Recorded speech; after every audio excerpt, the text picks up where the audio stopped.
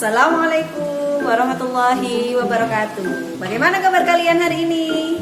Mudah-mudahan sehat-sehat selalu ya. Bertemu lagi dengan Bu Novi. Hari ini kita akan belajar apa ya?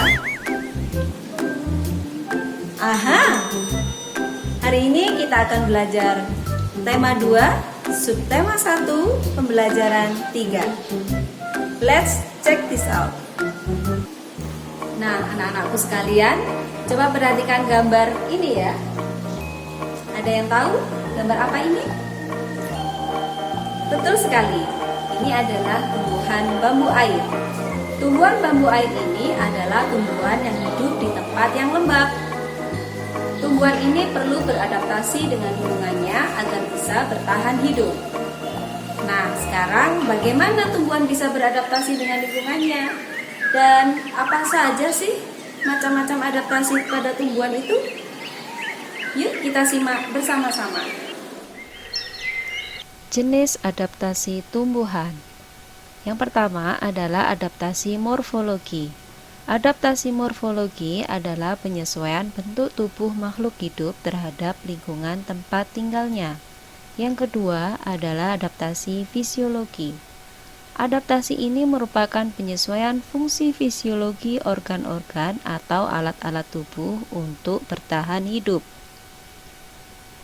Yang ketiga adalah adaptasi tingkah laku.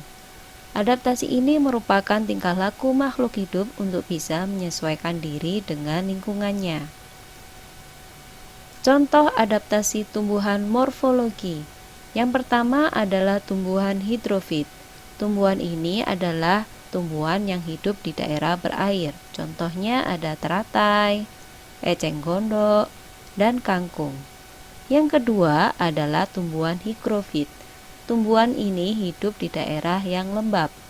Contohnya pakis dan lumut. Yang ketiga adalah tumbuhan xerofit. Tumbuhan ini hidup di daerah yang kering. Contohnya kaktus, kurma, dan lidah buaya.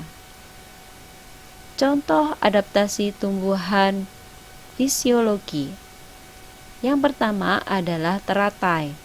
Teratai ini memiliki ciri khusus daun yang lebar dan tipis. Yang kedua adalah kaktus. Kaktus ini memiliki batang yang tebal untuk menyimpan air dan daunnya berbentuk duri. Yang ketiga adalah tanaman bakau. Tanaman ini memiliki akar gantung yang berguna untuk bernafas. Contoh adaptasi tingkah laku.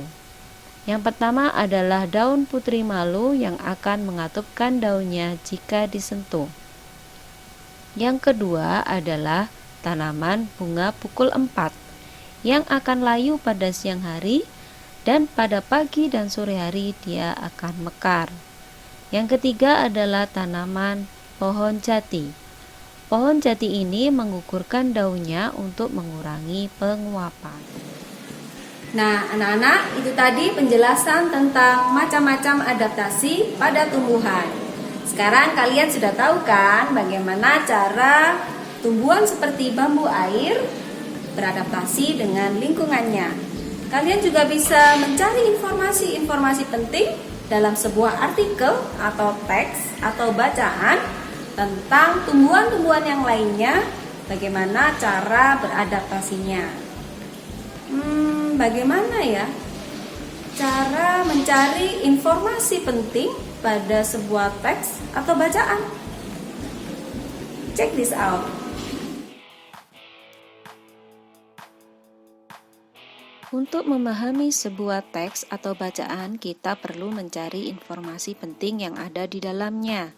Nah, sekarang bagaimana cara mencari informasi penting dari sebuah teks? Kita bisa menggunakan bantuan kata tanya. Kata tanya yang sudah kita kenal yaitu yang pertama adalah kata tanya apa. Kata tanya apa ini bisa digunakan untuk menanyakan suatu benda. Yang kedua adalah kata tanya di mana. Kata tanya ini digunakan untuk menanyakan sebuah tempat atau lokasi. Yang ketiga adalah kata tanya kapan. Kata tanya ini bisa digunakan untuk menanyakan waktu. Yang keempat adalah kata tanya siapa. Kata tanya ini digunakan untuk menanyakan orang atau pihak yang terlibat. Yang kelima adalah kata tanya mengapa, digunakan untuk menanyakan suatu sebab. Dan yang selanjutnya adalah kata tanya bagaimana, digunakan untuk menanyakan urutan atau kejelasan suatu peristiwa. Semua itu bisa disingkat dengan adik Simba.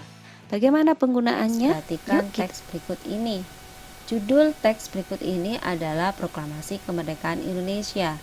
Kita bisa menggunakan kata tanya apa.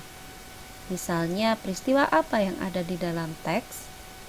Kemudian kita juga bisa menggunakan kata tanya di mana. Di mana teks proklamasi dibacakan? Kata tanya kapan Insinyur Soekarno lahir? Kita juga bisa menggunakan bantuan kata tanya bagaimana proses perumusan teks proklamasi.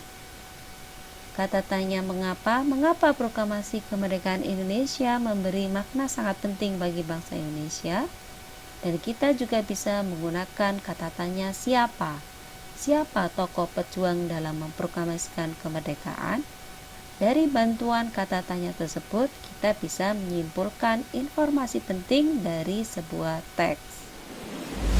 Anak-anakku yang solih-solihah, itu tadi penjelasan tentang bagaimana cara mencari informasi penting pada sebuah teks atau bacaan.